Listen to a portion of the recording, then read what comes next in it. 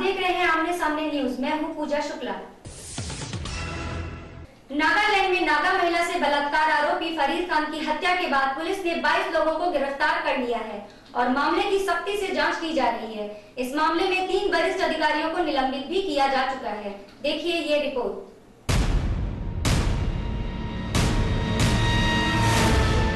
नागालैंड के दीमापुर शहर में रविवार को कर्फ्यू लगा रहा, जहां बलात्कार के आरोपी को भीड़ द्वारा पीट कर हत्या कर दिए जाने के सिलसिले में 22 लोगों को गिरफ्तार किया गया। वहीं प्रदर्शनों से असम में कई हिस्से दहल गए और बराक घाटी 12 घंटे तक बंद रहा। इस घटना में बलात्कार के आरोपी सईद फरीद खान को जेल से खींचकर निकाला गया और दीमापुर में पीट कर उसकी हत्या कर दी गई। खान का शव करीमगंज ले जाया गया, जिसे नागालैंड के अधिकारियों ने दीमापुर मुस्लिम काउंसिल को सौंप दिया। जिले से आए आधिकारिक खबरों में बताया गया है कि कई राजनीतिक, सामाजिक और व्यावसायिक संगठनों के असम में बराक घाटी को बंद किए जाने के आह्वान के चलते तमाम दुकानें और बाजार बंद रहे, जबकि सड़कों पर वाहन भी नहीं दिखे। हालांकि करीमगंज, कछार और हैलाकांडी जिले से कोई अप्रिय घटना की खबर नहीं है। फिलहाल कथित बलात्कार की घटना से जुड़ी मेडिकल रिपोर्ट का इंतजार किया जा रहा है। घटना के बाद नागालैंड सरकार ने राज्य में 48 घंटे के लिए इंटरनेट पर पाबंदी लगा दी थी। असम में रहने वाले सईद फरीद खान की दीमापुर में मोटर पार्ट्स की एक दुकान थी। उसे दीमापुर में एक महिला से बलात्कार के संदेह में 24 फरवरी को गिरफ्तार किया गया और अगले दिन दीमापुर केंद्रीय कारागार में न्यायिक हिरासत में भेज दिया गया था। लेकिन 5 मार्च को भीड़ जेल में घुस गई और उसे खींचकर बाहर निकाल लिया। उसकी पिटाई की गई, उसे पत्थर मारे गए और उसे 7 किलोमीटर दूर दीमापुर शहर के केंद्र की ओर ले जाया गया।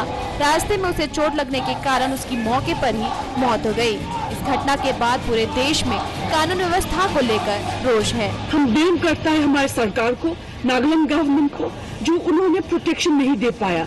हमारी न्याय व्यवस्था इतनी लचर और ढीली हो चुकी है तो जनता के पास कोई चारा नहीं है, लेकिन जनता को सोचना चाहिए, कानून को अपने हाथ में नहीं लेना चाहिए। They have lost faith in the judicial system itself. Bureau report, आमने सामने न्यूज। सपा सुप्रीमो मुलायम सिंह यादव बीमारी के चलते गुड़गांव के एक अस्पताल में भर्ती हैं। वहीं सपा कार्यकर्ता भी इसे लेकर काफी चिंतित हैं, जिसके चलते सपा कार्यकर्ताओं ने स्वास्थ्य में सुधार के लिए हवन का आयोजन कराया और पार्टी प्रमुख के लिए प्रार्थना की। कहते हैं कि बीमारी में दवा से ज्यादा दुआ असर करती है। ऐसे में जब सपा मुखिया मुलायम सिंह यादव गुड़गांव में एक अस्पताल में अपना इलाज करा रहे हैं, उनके जल्द स्वस्थ होने की दुआ करने के लिए यूपी के फर्रुखाबाद में सपाइयों ने हवन पूजन का सहारा लिया। मंत्र उच्चारण के साथ हवन में आहुतियां दी गई। सभी ने भगवान से प्रार्थना की कि नेताजी जल्द ही स्वस्थ हो जाएं। फर्रुखाबाद के सपा कार्यालय में हुए हवन में विधायकों और पूर्व विधायकों समेत सपा पदाधिकारियों ने आहुति डाली और सपा मुखिया के जल्द स्वस्थ होने की कामना की।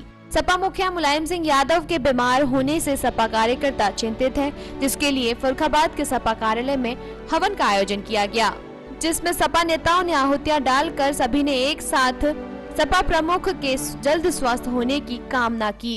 इसी कड़ी में आज हम लोगों ने यहाँ हवन का आयोजन किया, उनकी दीर्घायु की कामना के लिए, और हम लोगों को पूरी उम्मीद है कि नेताजी आज पूरी तरीके से शाम तक स्वस्थ हो जाएंगे। ब्यूरो रिपोर्ट, आमने सामने न्यूज, फर्रुखाबाद। मध्य प्रदेश के गुना क्षेत्र के उकावत चौकी क्षेत्र में आने वाले खेजड़ा में 4 लोगों की धारदार हथियारों से पिटाई की गई। इस संबंध में उकावत पुलिस मीडिया के कैमरे के सामने कुछ भी कहने से साफ बसते नजर आए।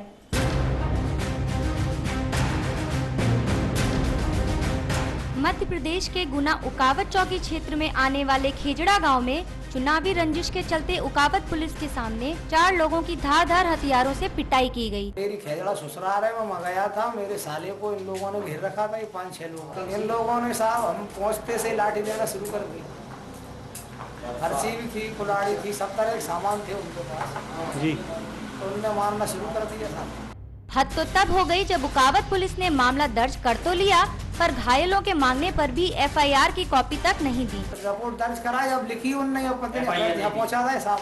आपको एफआईआर दी कि नहीं? नहीं, हमें नहीं दी साहब, कागज का चुका। इस संबंध में मीडिया के कैमरे के सामने उकावत पुलिस कुछ भी कहने से साफ इनकार करती रही। ब्यूरो रिपोर्ट, आमने सामने न्यूज, गुना। वक्त हो चला है एक छोटे से ब्रेक का। ब्रेक के बाद जल्द ही वापस आते हैं। Politics, crime, sports. अगर इन खबरों पे है आपकी बारीक नजर, आपकी आवाज भी कर सकती है असर। बढ़ाएं अपनी आवाज का दायरा, बने आमने सामने न्यूज का हिस्सा। ब्रेक के बाद आप सभी का फिर से स्वागत है। यूपी के बांदा जिले में कस्तूरबा गांधी आवासीय विद्यालय में वार्डन के कमरे में एक व्यक्ति की रात गुजारने की कोशिश पर ग्रामीणों ने मीडिया की मौजूदगी में निरीक्षण किया। व्यक्ति के मिलने पर वार्डन ने युवक को अपना पति बताया, लेकिन व्यक्ति मौके पर फरार हो गया। वहीं शिक्षिकाओं ने वार्डन पर कई आरोप लगाए हैं। देखिए ये रिपोर्ट।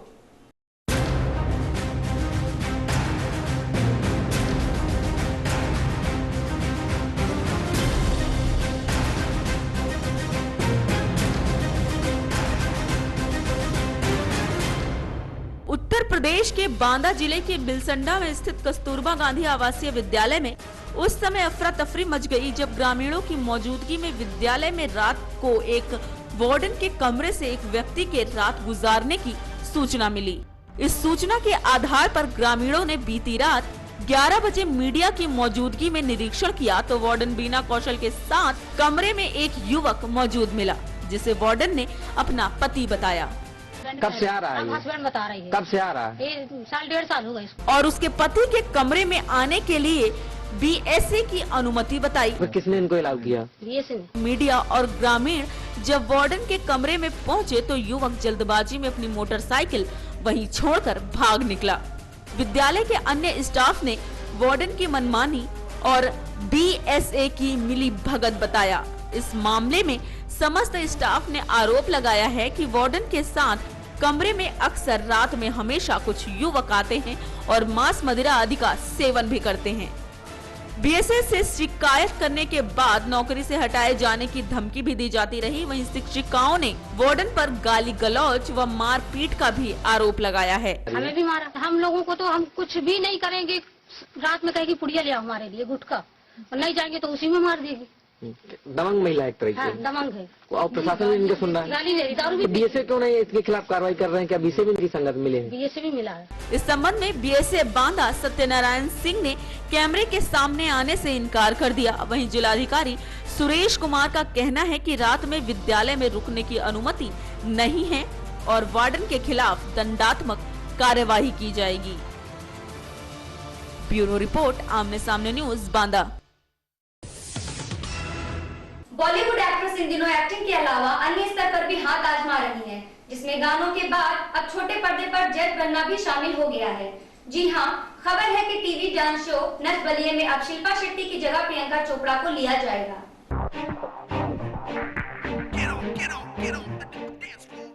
प्रियंका चोपड़ा लेने वाली हैं शिल्पा की जगह। डांस शो नच बलिए के पिछले सीजन से पॉपुलर फेस शिल्पा शेट्टी का रहा है, लेकिन इस बार शो के मेकर्स कोई बड़ा नाम और बड़ा स्टार अप्रोच करना चाहते हैं। सूत्रों की माने तो 7वें सीजन का हिस्सा शिल्पा नहीं होंगी। जो प्यार की चुटकी बजाती है तो गॉर्जियस शिल्पा शेट्टी कुंद्रा।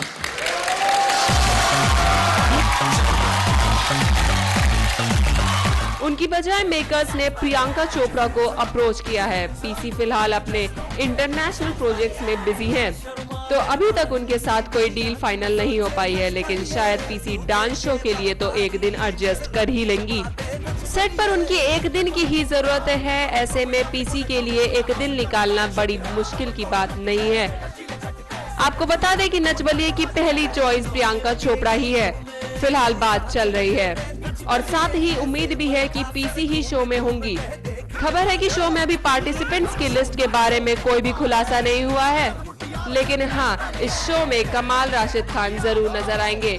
तो देखते हैं प्रियंका चोपड़ा किस रूप में नजर आती हैं। वैसे तो प्रियंका चोपड़ा इस शो में अपने फिल्मों के प्रमोशंस के लिए अक्सर नजर आई हैं। ब्यूरो रिपोर्ट, आमने सामने न्यूज। इस बुलेटिन में फिलहाल इतना ही। कल फिर मिलते हैं कुछ नई खबरों के साथ। तब तक मुझे यानी पूजा शुक्ला को दीजिए इजाजत। नमस्कार।